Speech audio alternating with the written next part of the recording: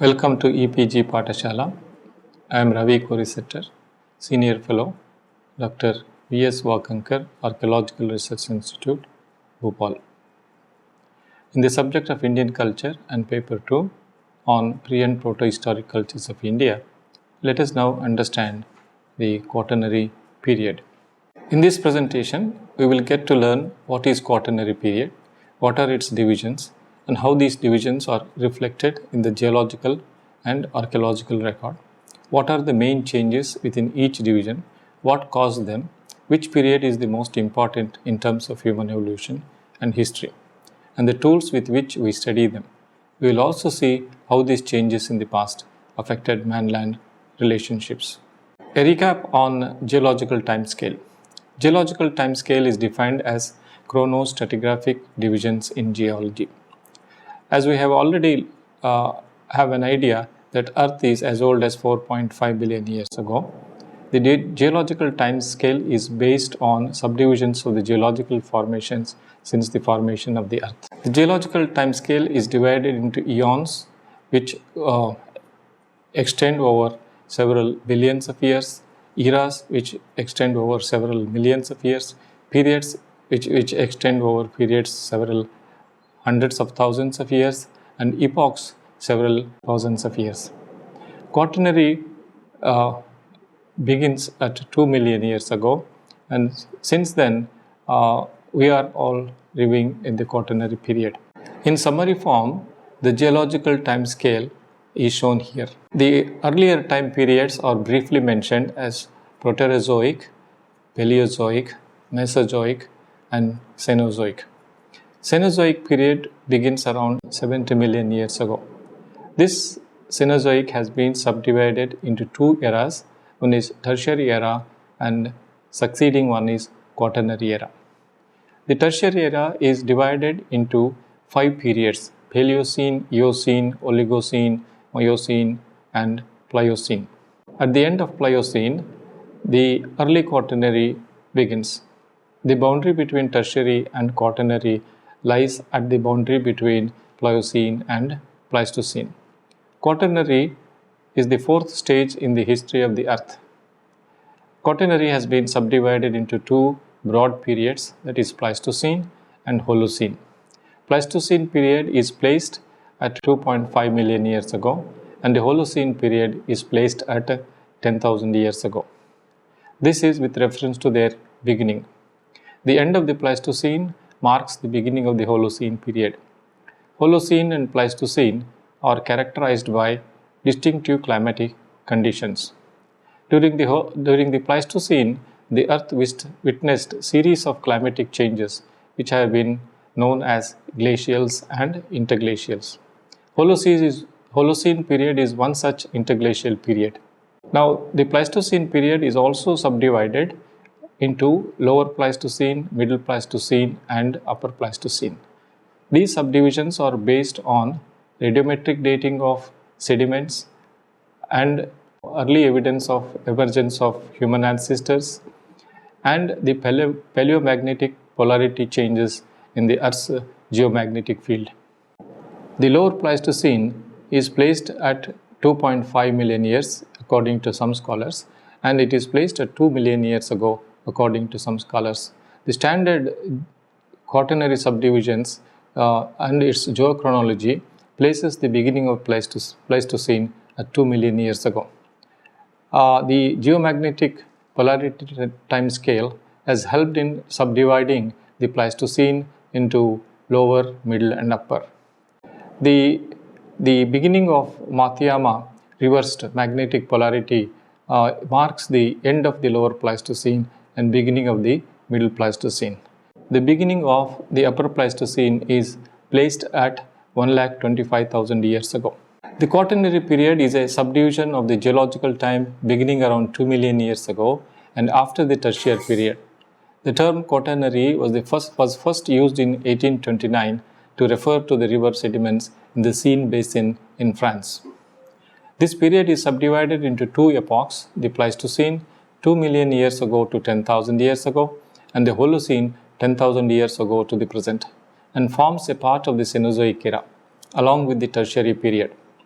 Covering the recent glaciations, including the last great glacial retreat, this was a major dynamic period characterized by major changes in the environment, the climate, the Earth's magnetic field, global sea levels, migrations, and extinctions of various flora and fauna, and the evolution of modern humans as well. The records of these changes can be observed in the sediments, in the ice sheets, in the lithostratigraphy, in the paleontological records, in the floral, faunal, hominin remains preserved in these sediments. These records provide valuable information on human history. Quaternary environment. Quaternary period was a period of great activity. It was during this time changes conducive to human evolution began to appear on the surface of the earth. The Great Ice Age or Glacial Age began in the Pleistocene epoch.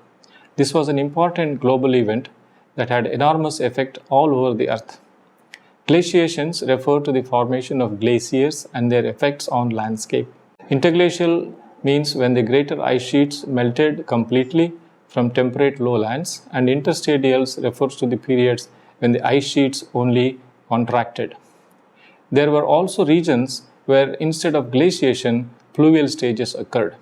There were four main glaciations in North America, such as Nebraskan, the earliest glaciation, Kansan, Illinoisian, and Wisconsin, while the interglacials were Oftonian, Yarmouth, and Sangamo.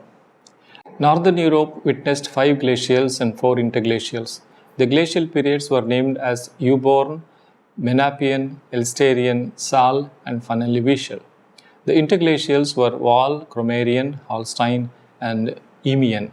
The main glacial advances have been accurately dated, and their associated meteorological, geographical, botanical, and biological developments have been confidently established by a variety of techniques, from the study of sediments deposited in lakes, in the ocean bottom, and the analysis of pollen zones to the use of radiocarbon and potassium argon geochronological methods. Here we will show the difference between glacials and interglacials. During glacials, global events that began in the Pleistocene epoch refers to the formation of glaciers and their effects on landscape. North American glacials such as Nebraskan, Kansan, Illinoisian, and Wisconsin. North European glacials included Eburon, Menappian, Elsterian, Saal, and Wiesel. Alpine glaciations included 5 such glacial phases as Donau, Gunz, Mindel, Riss, and Wurm. Interglacial periods occurred when great ice sheets melted completely from temperate lowlands. North American interglacials are Oftonian, Yarmouth, and Sangamo. North European interglacials are Wall, Cromerian, Holstein, and Eemian. Alpine interglacials such as Donau-Gunz, Gunz-Mindel, Mindel-Riss, and Riss-Wurm are some of those well-known interglacials. Stadials, as we mentioned earlier, refers to contraction of ice sheets rather than melting and retreating or complete retreat of ice sheets. Stadials occurred during glacial periods as well. Stadials are colder phases during Quaternary, have an even marine isotope stage, and endured for thousands of years or less. Interstadials are warmer phases during the Quaternary, have an odd marine isotope stage, and endured less than tens of thousands of years. The Alpine glaciation saw 5 phases beginning with Donau, Gunz, Mindel, Riss, and Wurm, with interglacials in between them. During the Pleistocene, associated with Gauss-Aoyama geomagnetic reversal, a series of momentous climatic events occurred. The northern latitudes and mountainous areas were subjected to, on 4 successive occasions, to the advances and retreats of ice sheets. In northern latitudes, throughout the Pleistocene era, the characteristics of animals and vegetal populations were determined by the advance and retreat of the glaciers. These frequently covered large parts of Europe, Asia, and North America with impenetrable ice sheets, locking up huge quantities of seawater and reducing average temperatures by 10 to 12 degrees centigrade and ocean levels by about 450 feet, far below the modern times. So, glacial and interglacial periods also gave rise to fluctuating sea levels. So, sea level strand lines are important source of information on former glacial interglacial conditions in any given area. Theories for the causes of glaciation. One important theory proposed for the advent of changes during the Quaternary was the Milankovitch theory. This theory was proposed by Milankovitch in 1924. According to his theory, all the climatic cyclical changes in Quaternary were a result of variations of different orbital parameters of the Earth and the modified insolation received by the Earth.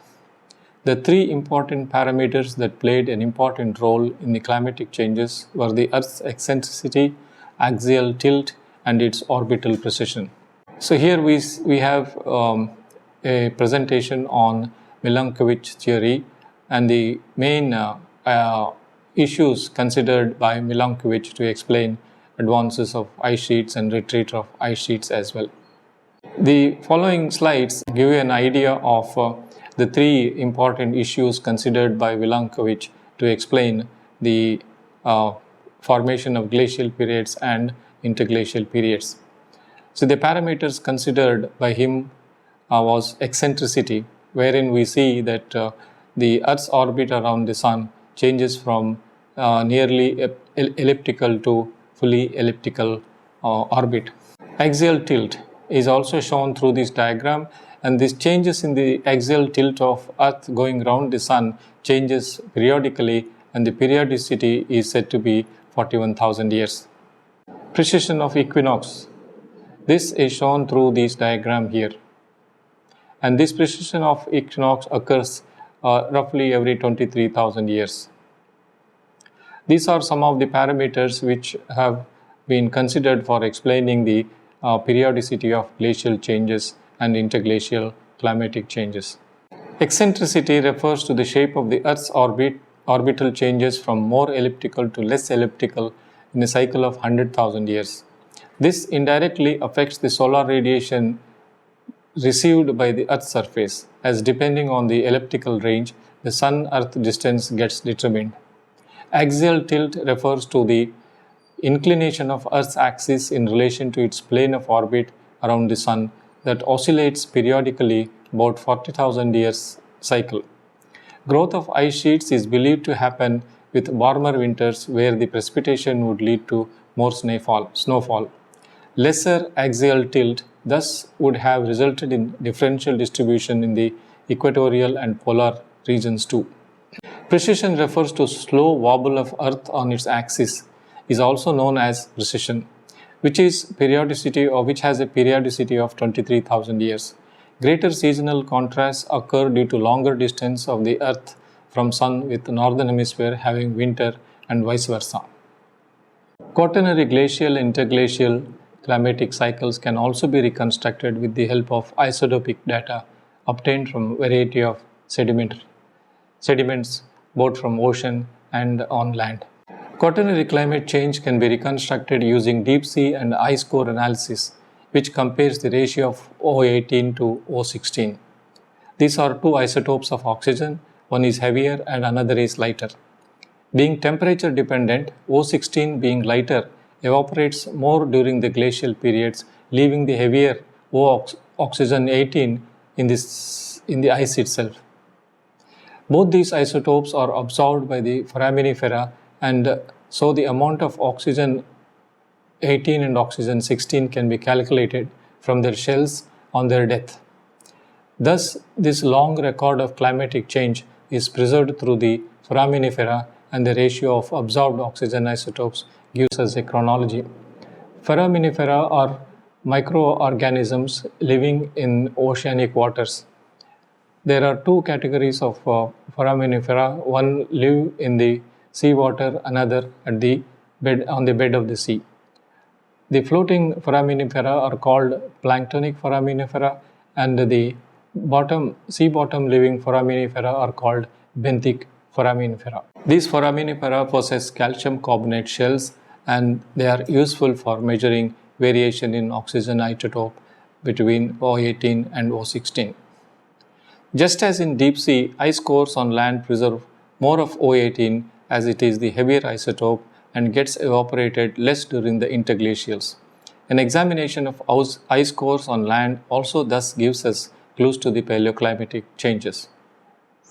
This diagram explains the process of evaporation and redeposition of oxygen isotope, the lighter ones and the heavier ones.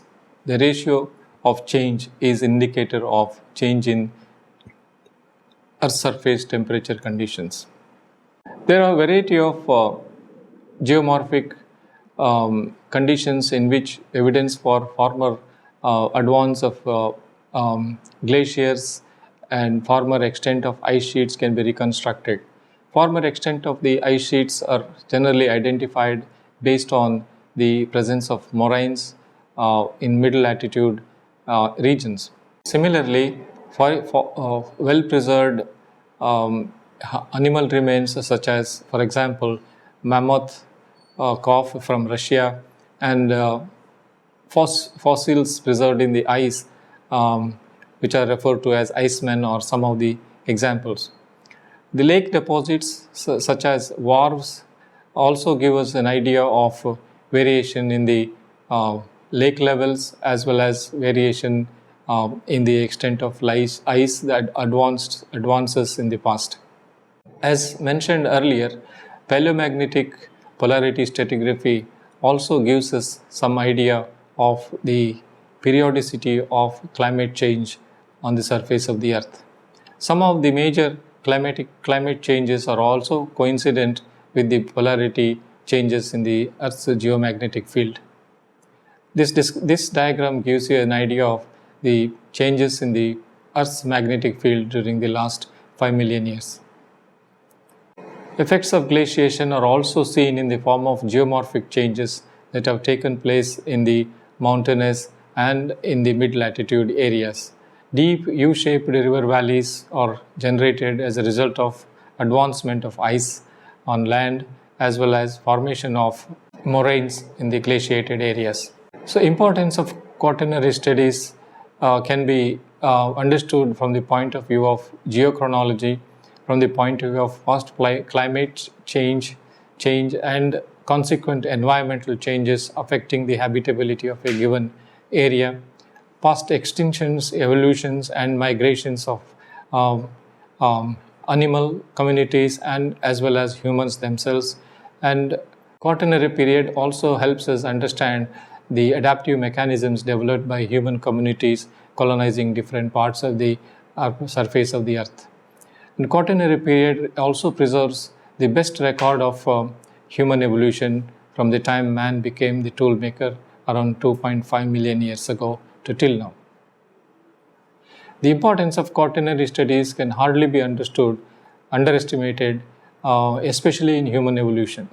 It was the time of great changes that finally gave way to the present living conditions. The Great Ice Age was a period of extreme climates. Vegetation, floral, faunal and hominin species were entirely different. From pollen analysis, deep sea and ice core sheet analysis, stratigraphical and paleomagnetic and oxygen isotope analysis, fossil studies, we get enormous information about the quaternary period. This information not only provides us with a chronology, but also climatic and environmental conditions. These studies provide us with clues to answering why and how extinctions occurred, migrations took place, and evolution happened. It makes us understand the adaptive mechanisms at work, which helps some species survive the extreme living conditions during that time. It makes us understand how man-land relationships changed over time, how nature-dependent man could master the same. Against this background, what we can understand about quaternary period is that as a scientific endeavor, it is a multidisciplinary endeavor. People are working on distinctive disciplines such as palynology, glaciology, oceanography, and soil science and human evolution. All these scientists are involved in an integrated study of the quaternary period. There are different landscapes on the surface of the earth which have preserved clear evidence of the paleoclimate changes. The most important aspect of paleoclimate changes is geochronology and periodicity of climatic changes. Because climate has played an important role in the establishment of a network of ecosystems across the planet Earth. There are areas such as deserts, areas like evergreen forests, such as areas like grasslands, areas like deciduous forest ecosystems, and so on. And these ecosystems are exposed to these natural climatic cycles, causing extinction and contraction. Deserts expand during the times of glacial periods, forests expand during times of interglacial periods. Grasslands expand during times of interglacial periods, and also they shrink during times of glacial periods. These habitats are the habitat behavior is also very important to understand man-land relationships. Fluctuation in sea levels also are important to understand the relationship between human settlements and sea levels. As we know, during the last interglacial, sea levels were as high as today. But during the intervening period, sea levels fell down to 150 kilometers or so from the present shores. So the rise of sea level to the present shores is due to onset of Holocene conditions. So the onset of Holocene conditions is marked by the appearance of hot, humid climatic conditions. During this time period, the region Earth's surface experiences higher rainfall, and during the glacial periods, the Earth's surface experiences cold and dry conditions. So in the context of this fluctuation of cold and dry conditions and hot and humid conditions, humans living on the surface of the Earth during the last 2 million years have been very successful in adapting to these changing conditions in the context of cultural evolution that has occurred. For more details, please refer to eText. Thank you.